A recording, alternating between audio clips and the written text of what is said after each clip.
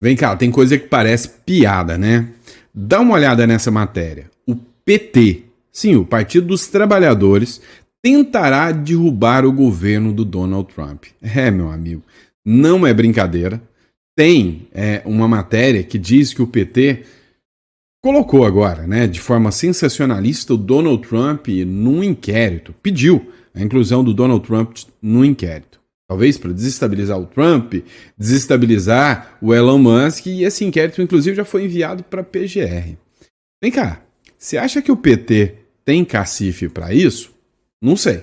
Agora, uma coisa eu te digo, eu tô adorando ver o PT cutucar a onça com a vara curta.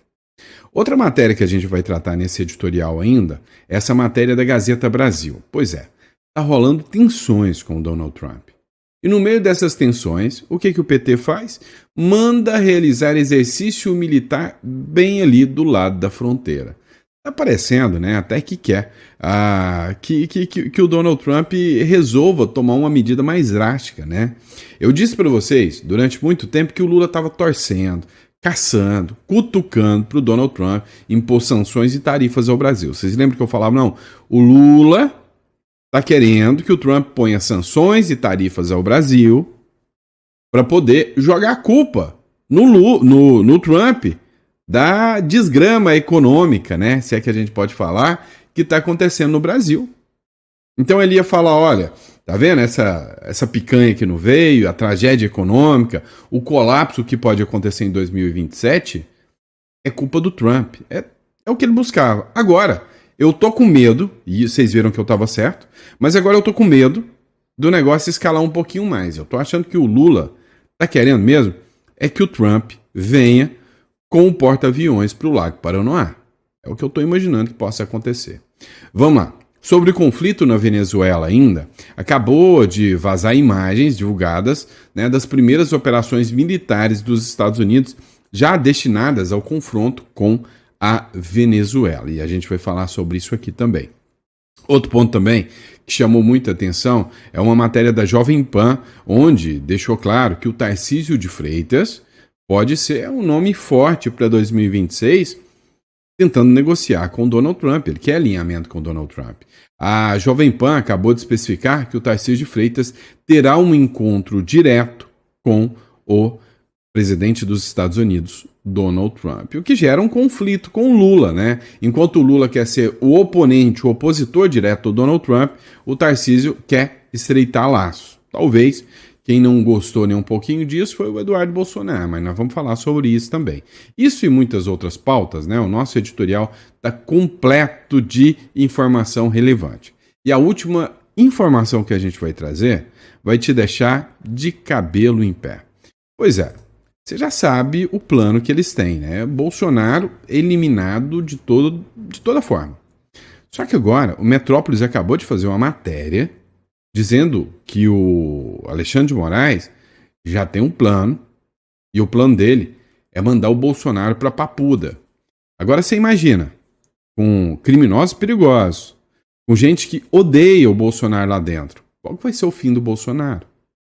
Vamos falar sobre tudo isso nesse editorial, então não esquece, inscreva-se no canal, curta, compartilha, é sempre importante o seu apoio aqui conosco, tá bom? Então dá uma força aí pra gente, mandando esse editorial para o maior número de pessoas o possível.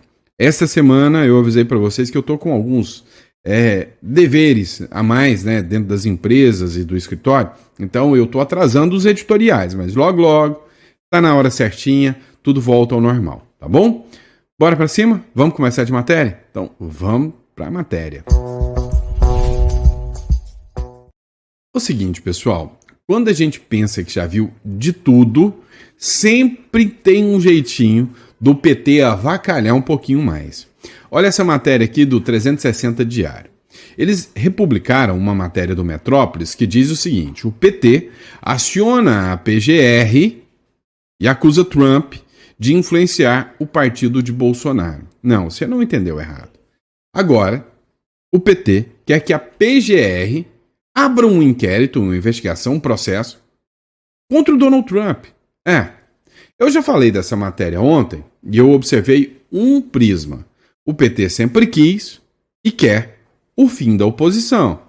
quer que o PL perca, inclusive, né, a sua autorização de funcionamento. Assim, sem oposição, é muito mais fácil de governar. Agora, outro ponto que a gente precisa falar é sobre o impacto real que isso acarreta em relação ao Donald Trump. É lógico. Dá uma olhada. PT tentará derrubar o governo de Trump usando a PGR em acusação contra Bolsonaro, Musk e o presidente dos Estados Unidos.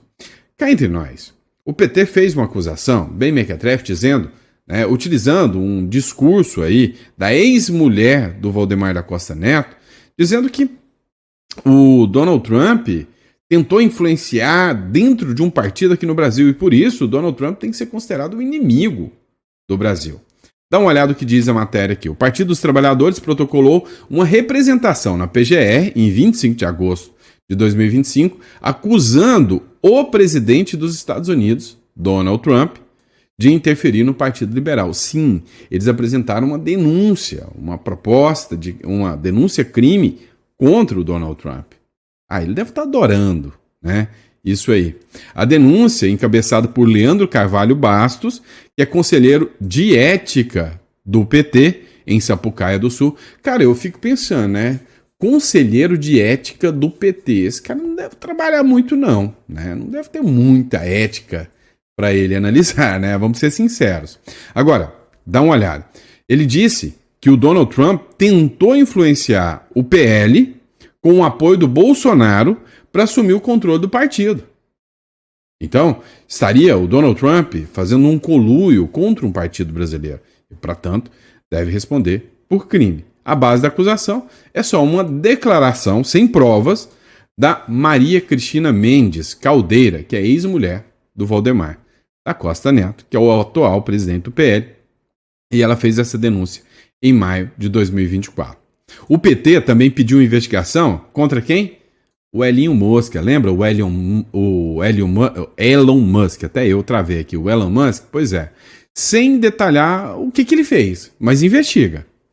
É aquele negócio, né, na época que tinha aquele cara da Alemanha, um que tinha um bigodinho assim, você lembra? Pois é, eles falavam assim, ó, me dê o nome que eu te dou o crime. É bem a cara da esquerda. Deram um nome do Elon Musk. Só não falaram qual é o crime, mas deixa. Que a PGR vai ter o papel de inventar um crime contra o Elon Musk. Então, assim, quando a gente observa isso aqui, a gente vê que é uma verdadeira de uma bravata, né? A ação do PT é vista como uma tentativa desesperada de desviar o foco das próprias fragilidades políticas, enquanto o partido de Lula enfrenta críticas por inflação, tarifaço, cortes em direitos sociais, a denúncia parece nada mais nada menos que uma manobra para atacar os adversários sem provas sólidas, usando relatos de uma figura como histórico de desavenças pessoais com o Valdemar da Costa Neto. Então o que o PT fez aqui? Pegou o Valdemar da Costa Neto, que eles não gostam nem um pouquinho, com o Valdemar da Costa Neto na mira, jogou uma denúncia do Trump, que eles não gostam, do Elon Musk, que eles não gostam, jogou todo mundo para a PGR e falou, faz um bem bolado aí, fala em golpe de Estado, fala em atentado contra a democracia e manda prender todo mundo. Parece até piada. É óbvio que se a PGR tiver pelo menos um mínimo de sensatez, eles não vão comprar essa briga, eles não vão encarar essa aí não. É óbvio. Pois é, mas enquanto a gente fala aqui que o Lula está caçando mais conflito com o Trump, buscando o tarifaço, olha só, saiu uma matéria da Jovem Pan, e eu achei interessante essa matéria, que diz o seguinte: o governador da Geórgia, nos Estados Unidos, levará o Tarcísio de Freitas a um encontro com o Trump. Nós estamos falando do Brian Kemp. Para quem não sabe, o Brian Kemp é muito aliado ao Donald Trump, amigo pessoal do Donald Trump, faz parte do mesmo partido, que é o Partido Republicanos, do Donald Trump. Ele tem laços já antigos, né? O estado da Geórgia, o estado de São Paulo, né? Uma máquina de produção aqui do Brasil, que é o estado de São Paulo, tem laços antigos com o estado da Geórgia. E aí, por causa desses laços antigos, o governador da Geórgia, que é o Brian Kemp, falou, Tarcísio, eu vou te levar para estar direto com o Donald Trump. A gente vai acompanhar essa matéria aqui e depois eu vou tecer alguns comentários. Como é que isso aqui foi encarado dentro dos aliados do Bolsonaro. Como é que o Eduardo Bolsonaro será que encarou isso aqui? Vamos ver? Acompanhe a matéria comigo. Essa conversa dele com o governador da Geórgia foi rápida, mas proveitosa, justamente porque deu esse sentimento de pode acontecer mais alguma coisa. Boa tarde para você também, para o Bruno, para todos que nos acompanham aqui em tempo real. Olha, esse encontro aconteceu ontem à noite no Palácio dos Bandeirantes. Eu disse que foi um encontro breve porque realmente não durou mais de 10 minutos a conversa entre o governador da Geórgia, Brian Kemp, e Tarcísio de Freitas aqui em São Paulo, mas proveitosa porque uma fonte me disse o seguinte, que Tarcísio de Freitas ouviu do governador da Geórgia a seguinte frase, que vários governadores norte-americanos estão planejando conversar com o presidente dos Estados Unidos, Donald Trump, justamente sobre as tarifas impostas ao Brasil. Então, quer dizer, tem mais de um governador incomodado e querendo levar esse assunto ao presidente norte-americano. Por isso, então, o governo de São Paulo sentiu esse cheirinho aí de esperança no ar. Aqui no estado de São Paulo, a gestão municipal sentiu um alívio quando alguns itens importantes para o território, como suco de laranja e aviação, ficaram de fora, ficaram isentos do tarifaço. Mas ainda tem preocupação principalmente com 3 setores, de máquinas, café e também de carnes. Então a expectativa agora é que a negociação possa melhorar nesse sentido. Uma outra apuração interessante é que quem intermediou essa conversa do governador da Geórgia com Tarcísio de Freitas foi Gabriel Escobar, que é o encarregado de negócios dos Estados Unidos aqui no Brasil. Foi com ele que Tarcísio se reuniu mais de uma vez quando o tarifaço foi anunciado e inclusive fez aquela reunião grande no Palácio dos Bandeirantes que nós acompanhamos com representantes da indústria e do agronegócio paulista para conversar com ele. Então, foi ele que trouxe então, o governador da Geórgia para essa conversa e essa sinalização importante aconteceu. Tarcísio de Freitas chegou a publicar uma foto dos dois nas redes sociais e escrever que foi um momento importante, principalmente para relembrar as relações entre Brasil e Estados Unidos e destacar a importância do diálogo e da diplomacia internacional. Hoje, mais cedo, ele também participou de uma reunião, essa mais extensa, com representantes do Ministério do Comércio Exterior do Canadá. O que eu apurei sobre essa reunião especificamente é que ela não tinha a ver, a princípio, com tarifaço, já estava previamente marcado, inclusive tinha a presença de vários secretários estaduais nessa reunião para dialogar sobre vários assuntos que não só ali exportação, né? Mas claro que o tarifaço acaba entrando já para aproveitar essa reunião. Então foram aí encontros importantes para o governador no Palácio dos Bandeirantes entre ontem à noite e hoje de manhã, Márcia. Pois é, pessoal. Agora, preste atenção em alguns pontos. Você viu que ali estava o Zema, o Caiado. Você tá ligado que eles fizeram um pacto de sangue, né? Pacto de sangue não, pacto eleitoral. Você sabe que eles deram uma declaração conjunta que disseram: a gente concorre e não debate, não se engalfinha. A gente concorre no primeiro turno e a gente se alinha no segundo turno. O que eles quiseram dizer com isso? Olha, todos os governadores vão lançar suas candidaturas próprias. O Lula, né, não tem força nenhuma para ganhar num primeiro turno. Então, mesmo que tenha mais candidatos de direita, isso não vai dividir a ponto de deixar sem um candidato de direita no segundo turno. Pelo contrário, do jeito que as coisas andam, na minha visão, pode acontecer igual na Bolívia, né? 2 candidatos da direita no segundo turno. Mas eles disseram o seguinte: se tiver um candidato de direita que foi para o segundo turno, seja Caiado, Zema ou Tarcísio, todo mundo vai apoiá-lo. Está surgindo um núcleo paralelo fora do bolsonarismo, mais ligado ao bolsonarismo, para ter uma candidatura própria. Agora vem cá. Todo mundo sabe que o queridinho é o Tarcísio. Não é novidade para ninguém. E aí, agora para pensar o seguinte. Imagina, o Lula falando besteira, falando asneira o tempo inteiro, o Tarcísio de Freitas vai até o Trump, junto com o governador da Geórgia, sai de lá com uma proposta dizendo o tarifaço vai acabar graças ao Tarcísio. Imagina a seguinte cena. O Trump falando: olha, graças ao Tarcísio de Freitas, nós resolvemos negociar, eu vou dar mais tempo para o tarifaço, vou salvar a indústria brasileira, graças ao Tarcísio de Freitas. Não ao Lula, ao Tarcísio. Isso vai dar um moral gigantesco. E aí ele fala o seguinte: olha, mas eu vou continuar colocando as sanções pelo que vocês estão fazendo com o Bolsonaro, vou alcançar agora sanções sanções, Magnitsky, investigação da seção 301 e tudo isso é culpa do Lula. Você já imaginou o impacto eleitoral que tudo isso vai dar? Agora vem cá, tem uma ala ligada ao Bolsonaro que está incomodada com tudo isso. Acha que o Tarcísio está se aproveitando, né, da vulnerabilidade do Bolsonaro com a prisão domiciliar, com o policial na cola dele, dormindo lá dentro da casa dele, está incomodado, né? E aí o pessoal falou o seguinte, olha, o certo do Bolsonaro fazer era o seguinte, exigir do Tarcísio uma declaração logo de que ele vai ser candidato à reeleição e não candidato a presidente para parar com essa especulaçãozinha. Tirar a Michelle de ideia de ser candidata a Senado e já declarar logo a candidatura dela à presidência da República. Aí você já veria o que aconteceria, se todos os governadores iam apoiá-la ou não. A minha visão é que eles já estão buscando até a ineligibilidade da Michelle Bolsonaro. É isso que eu estou vendo, tá bom?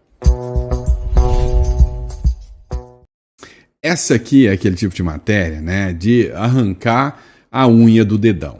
Essa é tensa. Dá uma olhada. Em meia tensão com os Estados Unidos. Ou seja, os Estados Unidos já estão mandando tropas aqui para o Caribe. E pelo tamanho, né, pelo impacto, os Estados Unidos não veio de brincadeira, não. Ele quer minar o narcotráfico, ele quer minar governos ditatoriais de esquerda aqui na América Latina. Ele deixou bem claro isso aí. Agora, em meio a tensões com os Estados Unidos, o Brasil realiza exercício militar próximo à fronteira com a Venezuela. Cara, cá entre nós, o jogo já está se desenhando. O Brasil, você realizar exercícios militares próximos de fronteira é meio que um sinal de, sabe, de confronto, né? É mais ou menos você tá no meio daquela discussão ali, você levantar as mãos e falar, então vem. Pelo amor de Deus, é sacanagem, né? O ministro da Defesa, José Múcio Monteiro, determinou a realização da Operação Atlas, um exercício militar conjunto do Exército, Marinha e Aeronáutica, programado para o fim de setembro. A operação envolve deslocamento de tropas de cerca de 30 quilômetros da fronteira com a Venezuela. A informação foi divulgada pela Folha de São Paulo.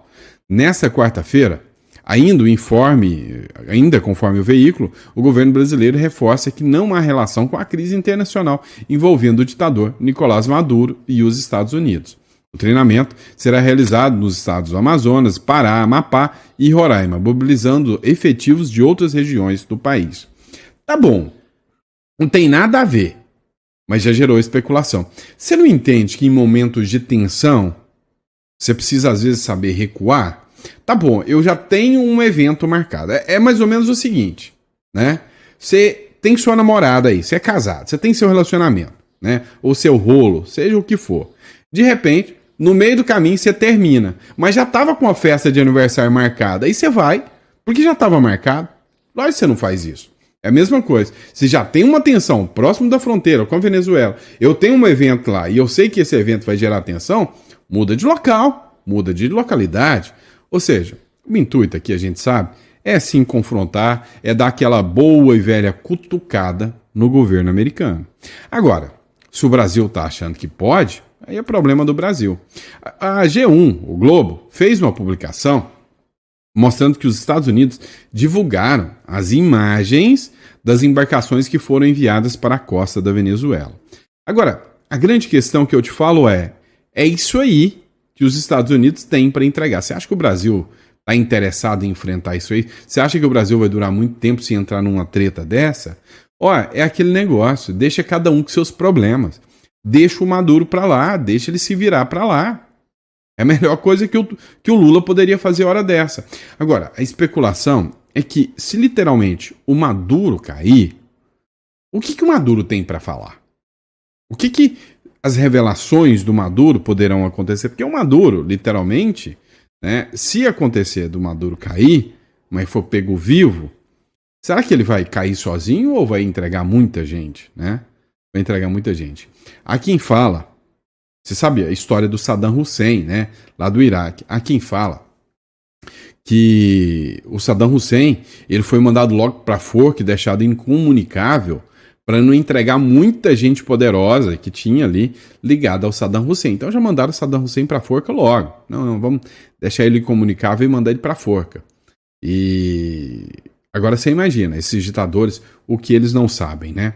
Quando o Lula, ele entrou num atrito ali com a Venezuela, né, com o governo venezuelano, que disse que não ia apoiar de primeiro o governo venezuelano depois das fraudes das eleições, o presidente da Nicarágua falou: ó, Lula, eu sei o que você está fazendo e eu posso contar umas coisinhas sobre você.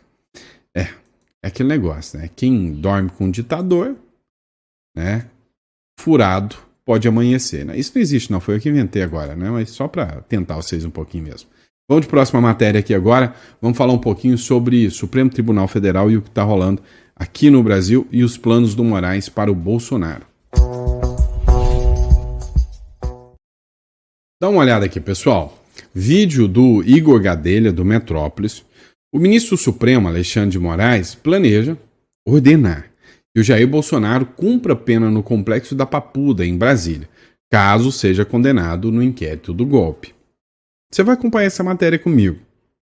Depois, eu vou tecer um comentário sobre o que realmente está acontecendo.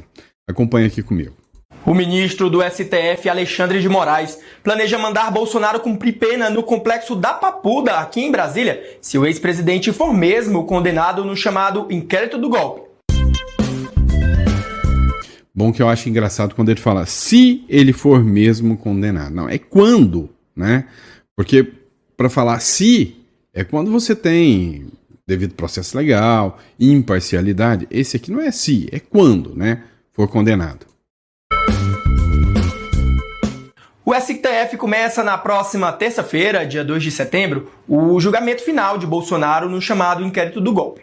Com a proximidade do fim da ação, autoridades do judiciário aqui em Brasília já discutem onde o ex-presidente vai cumprir a possível pena.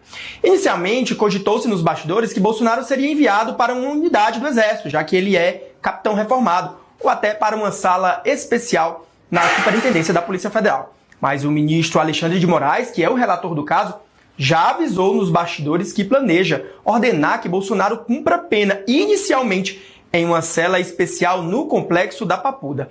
Segundo aliados do ministro do STF, a sala que a PF chegou a preparar aqui em Brasília para abrigar Bolsonaro seria apenas no caso de o STF mandar prender o ex-presidente preventivamente antes do julgamento, que até agora não aconteceu. Fontes do judiciário próximas a Moraes dizem que só um milagre ou uma grave crise de saúde de Bolsonaro convenceria o ministro a não mandar o ex-presidente para a Papuda. Moraes, aliás, planeja mandar outros possíveis condenados no inquérito do golpe também para o complexo da Papuda. Aliados do ministro brincam que ele pretende criar a ala golpista lá na Papuda. Quer saber mais detalhes dessa história? Acesse a coluna Igor Gadelha no Metrópolis. Vamos lá, é bom que o Moraes brinca, né? Eles brincam que ele vai criar a ala golpista dentro da Papuda. Vem cá, isso é democrático para você? O colega advogado que está assistindo isso, isso é democrático para você? Já está condenado, eles brincam que tem ala, o Moraes, que é a vítima, é o julgador, é o inquisidor. É normal para vocês? Se é, não deveria ser. Inclusive, a gente precisa falar de outro caso, também impactante, que envolve o Alexandre de Moraes também. É o caso da Carla Zambelli. Dá uma olhada aqui. A Justiça da Itália decide manter a Carla Zambelli presa enquanto aguarda o processo de extradição. A gente já falou sobre isso, tá? Da Carla Zambelli manter-se presa lá na Itália, né? Matéria do Terra Brasil. E aí a gente vai voltar agora no caso do Bolsonaro, só para mim fazer um lembrete para você. Você lembra que eu disse para vocês que as medidas do STF são sempre orquestradas, planejadas? Você lembra de um caso da prisão de um ex-presidente, do Collor?